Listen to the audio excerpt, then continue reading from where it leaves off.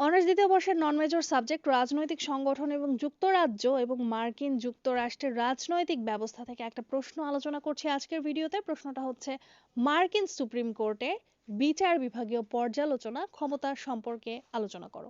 ঠিক আছে, তো আমরা বিচার বিভাগীয় পর্যালোচনা করছি। প্রথমে এইটার সংজ্ঞা জেনে নিই। বিচার বিভাগীয় পর্যালোচনা হলো আদালতের সেই ক্ষমতা যার মাধ্যমে আদালত সংবিধান অনুযায়ী কোনো আইন বা প্রশাসনিক কার্যক্রম বৈধ কিনা তা নির্ধারণ করতে পারে। মার্কিন সুপ্রিম কোর্টের বিচার বিভাগীয় পর্যালোচনার ক্ষমতা মারবারি ভার্সেস মেডিসন 1803 মামলার মাধ্যমে প্রতিষ্ঠিত হয়। মার্কিন সুপ্রিম কোর্টের বিচার বিভাগীয় পর্যালোচনার কিছু ক্ষমতা রয়েছে, যেমন আইন পর্যালোচনা। কংগ্রেসের পাশ করা আইন যদি সংবিধানের সঙ্গে সাংঘর্ষিক হয়, সুপ্রিম কোর্ট তা বাতিল করতে পারে। এছাড়াও রাষ্ট্রপতির নির্বাহী আদেশ পর্যালোচনা রয়েছে, যেমন রাষ্ট্রপতি কার্যক্রম সংবিধান লঙ্ঘন করলে আদালত তা বাতিল করতে পারে। এছাড়াও তৃতীয়ত, ফেডারেল ও রাজ্য আইন পর্যালোচনা। রাজ্য এবং ফেডারেল আইনের সাংবিধানিক পর্যালোচনা করার ক্ষমতা রয়েছে। স্বাধীনতা ও নাগরিক অধিকার রক্ষা। সুপ্রিম কোর্ট সংবিধান রক্ষা এবং জনগণের মৌলিক অধিকার নিশ্চিত করা, এই বিষয়টা দেখেন। এছাড়াও এর কিছু গুরুত্ব রয়েছে, যেমন গণতন্ত্র রক্ষা। এটি আইনসভা ও নির্বাহী বিভাগের ক্ষমতা সীমিত করে। সংবিধানের সর্বোচ্চত্ব নিশ্চিত করা। সংবিধানই দেশের সর্বোচ্চ আইন এবং সুপ্রিম কোর্ট এই নীতির রক্ষক। এছাড়াও ক্ষমতা ও ভারসাম্য রক্ষা।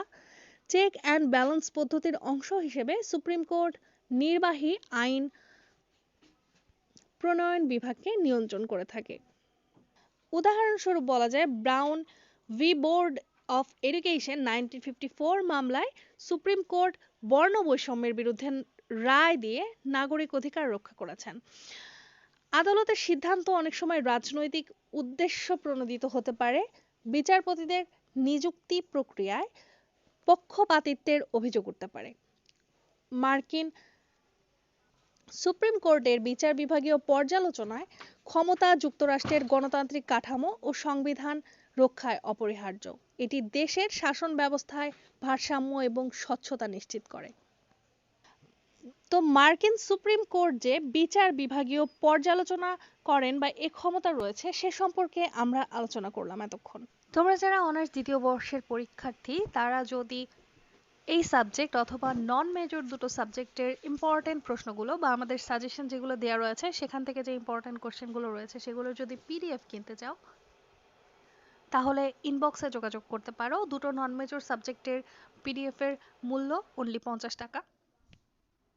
এখানে তোমরা সকল ধরনের অ্যান্সার পেয়ে যাবে যেগুলো গুরুত্বপূর্ণ। আর এই মূল্যে তোমরা দুটো পিডিএফ পাচ্ছ নন মেজরের। এতক্ষণ সাথে থাকার জন্য ধন্যবাদ।